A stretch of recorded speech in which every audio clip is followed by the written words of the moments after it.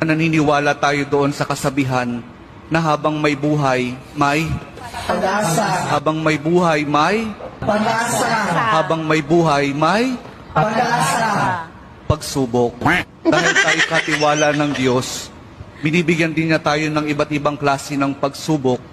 Kaya po doon sa pagsubok na yon, saka pa lang natin mauunawaan na talagang ang ating buhay ay mayroong, habang may buhay mayroong, Pagsubok, habang may buhay may pagsubok, pagbangon.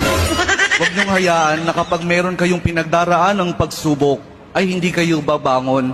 Kailangan meron tayong pagsumikap na pagtsatsagaan natin yung ating mga pagsubok na pinagdaraanan.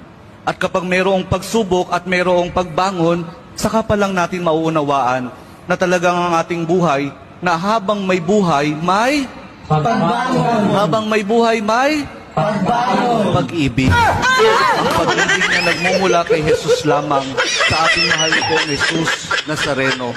Dahil doon, kapag naunawaan natin itong mga bagay na ito, na habang may buhay, may pagsubok, may pagbangon at may pag-ibig na nagmumula lamang kay Jesus, saka pa lang natin mauunawaan at matatanggap na talagang habang may buhay, may Pagsubok, pagsubok.